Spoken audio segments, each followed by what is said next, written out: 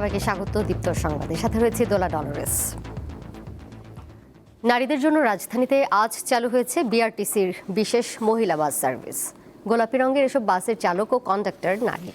তেজগাঁওয়ে বিআরটিসির Dhaka truck depot প্রাঙ্গণে এই সার্ভিসের উদ্বোধন করেন সড়ক পরিবহন মন্ত্রী শেখ রবিউল আলম।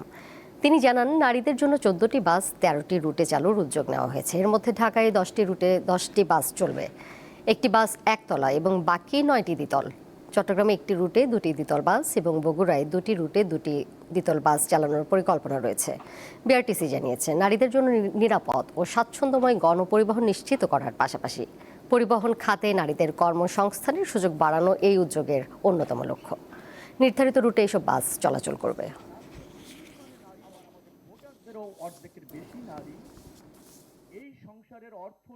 উদ্দেশ্যটা হচ্ছে একটি, যে নারীরা পাছে উঠার আগে বা যাত্রার আগে সে একটা যাত্রী বান্ধব পরিবেশ পাবে, অর্থাৎ ওয়েটিং এর সময়। এরপর বাসে উঠার পর সে একটা নারী বান্ধব বাস পাবে, সার্ভিস পাবে। বাস থেকে নামার পর সময়ও সে একটা যাত্রী বান্ধব নামার পরিবেশ পাবে। যাচ্ছি পরের প্রসঙ্গে। রাজধানীর শাপলা চত্বর হত্যাকাণ্ডের মামলায় সাবেক সেনাপ্রধান আজিজ আহমেদকে গ্রেপ্তারে ইন্টারপোলের রেড নোটিশ জারি করতে আবেদন করেছে আন্তর্জাতিক অপরাধ ট্রাইব্যুনালের প্রসিকিউশন।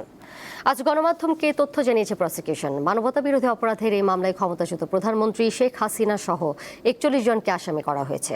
2013 সালের মে মাসে মতিঝিলের শাপলা চত্বরে হেফাজতে ইসলামের সমাবেশ ঘিরে ঢাকা, নারায়ণগঞ্জ ও চট্টগ্রামে 57 জনের হত্যাকাণ্ডের শিকার হওয়ার তথ্য পাওয়া গেছে বলে জানিয়েছেন আন্তর্জাতিক অপরাধ ট্রাইব্যুনালের চিফ প্রসিকিউটর মোহাম্মদ আমিনুল ইসলাম।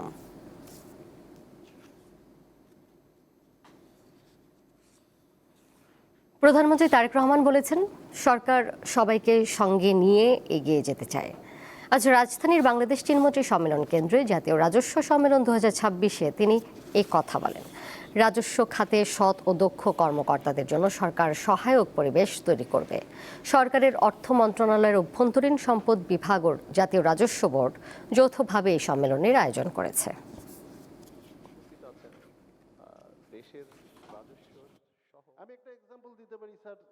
আসুন আমরা সকলে মিলে কাজ করি।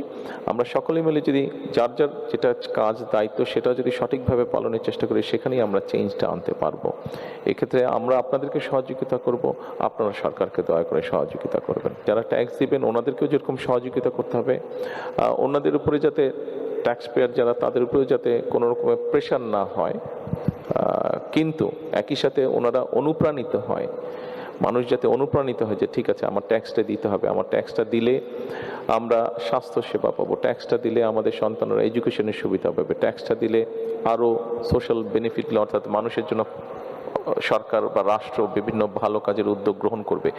এই বিষয়গুলো যাতে মানুষের মধ্যে আসে, সেই জন্য আপনাদেরকেও মনে হয় একটু এই ব্যাপারেও মনোযোগী হতে হবে, আমাদের সকলকেই হতে হবে। জোয়ার ভাটার সঙ্গে লড়াই করে বেঁচে আছেন বাগেরহাট সদর উপজেলার মাঝিডাঙ্গা আশ্রয়ন প্রকল্পের বাসিন্দারা। জোয়ার এলেই পানিতে তলিয়ে যায় ঘরবাড়ির রাস্তাঘাট সহ বিভিন্ন স্থাপনা, ফলে সৃষ্টি হয় চরম ভোগান্তি। 1998 সালে শুরু হওয়া বাগেরহাট সদর উপজেলার মাঝিডাঙ্গা আশ্রয়ন প্রকল্পটিতে এখন বসবাস করেন প্রায় 3 শতাধিক পরিবার। প্রতি বছর বর্ষা মৌসুমে বৃষ্টি এবং জোয়ারের পানিতে প্লাবিত হয় এখানকার প্রতিটা ঘর এবং চলাচলের মূল যে সড়কটি সেটি। স্থানীয় বাসিন্দাদের অভিযোগ, দীর্ঘদিন ধরে তারা এই ভোগান্তির মধ্যে থাকলেও সংশ্লিষ্ট কর্তৃপক্ষ টেকসই বেড়িবাঁধ সহ কোনো ধরনের উদ্যোগ গ্রহণ করেননি। প্রতি বছর বর্ষার মৌসুম আসলে জোয়ারের পানিতে প্রত্যেকটা পরিবারে ডুবতে হয়, আর ভাটা হলে শুকায়। মাঝিডাঙ্গায় আশ্রয়ন প্রকল্পে আজ কতটা বছর আমরা এরকম ভুক্তভোগী। আজ 5-7 দিন রান্না বান্না আমাকে চলে না, আমরা ঘরে থাকতে পারি না। আমরা প্রত্যেকটা বছর আমরা পানিতে একদম ঘর বাড়ি সব তলায় যায়, বাচ্চা কাচ্চা স্কুলে যেতে পারে না। প্রতিদিন পানি ভেঙে আমাকে স্কুলে যেতে অনেক কষ্ট হয়। 3 শতাধিক পরিবারের প্রায় 2000 বাসিন্দার এখন রয়েছে চরম ভোগান্তির মধ্যে। জলাবদ্ধতার কারণে যে মানুষের দুর্ভোগের কথা জানতে পেরে আমরা এখানে এসেছি এবং দুর্যোগ পরবর্তী সহযোগিতা হিসেবে আমরা এই পানিবন্দী মানুষদেরকে আমরা কিছু খাদ্য সহায়তা প্রদান করছি এবং পরবর্তীতে আমরা এখানকার স্থায়ী সমাধানের জন্য চিন্তা ভাবনা করছি। মাঝিডাঙ্গা আশ্রয়ণ প্রকল্পের বাসিন্দাদের এখন একটাই দাবি, বছরের পর বছর ধরে চলতে থাকা এই ভোগান্তির অবসান এবং একটি টেকসই বেড়িবাঁধ। মামুন আহমেদ, দীপ্ত সংবাদ, বাগেরহাট। রাজশাহীতে এবার পাটের ফলন ভালো হয়েছে, মিলছে প্রত্যাশিত দামও। ফলে মাঠে মাঠে ফিরেছে ব্যস্ততা, আর কৃষকের মুখে ফুটেছে স্বস্তির হাসি। একসময় লোকসানের কারণে যে পাট চাষ ছেড়ে দিচ্ছিলেন অনেক কৃষক, এবার সেই পাটই তাদের নতুন করে আশার আলো জগাচ্ছে।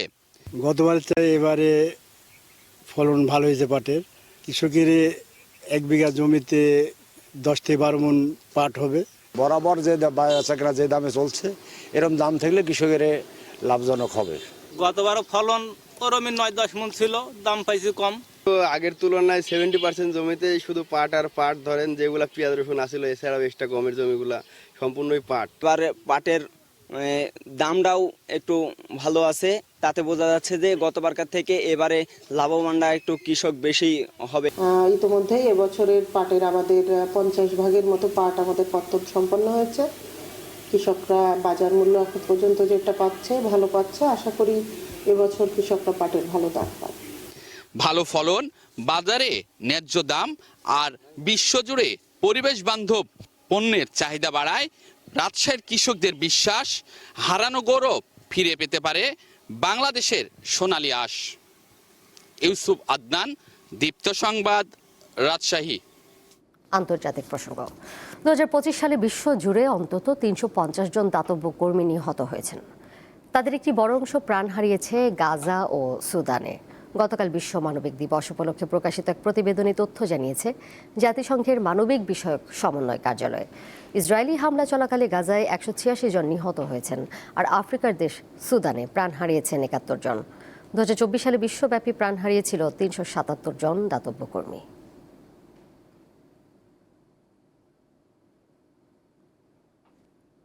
হরমুজ প্রণালীর নিয়ন্ত্রণ নিয়ে ওমান যদি যুক্তরাষ্ট্রের সাথে ইরানের চুক্তিতে বাধা সৃষ্টি করে, তাহলে দেশটিতে ভয়াবহ বোমা হামলা চালানোর হুমকি দিয়েছেন যুক্তরাষ্ট্রের প্রেসিডেন্ট ডোনাল্ড ট্রাম্প।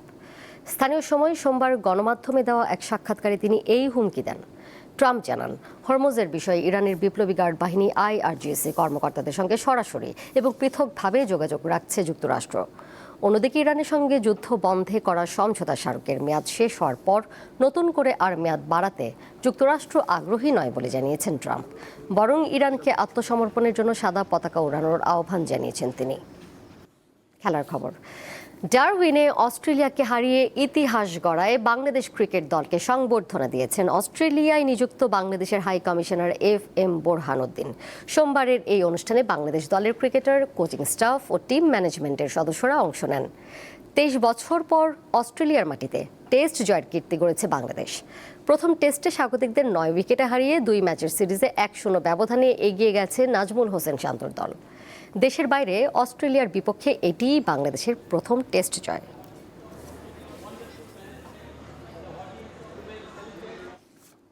আর এই ছিল এখনকার মতো। পরের সংবাদ দেখবেন বিকাল 5টায়। এছাড়াও আরও তথ্য এবং বিনোদনের নানা খবর জানতে যুক্ত থাকুন দীপ্তর ডিজিটাল প্ল্যাটফর্মে। সবাইকে ধন্যবাদ।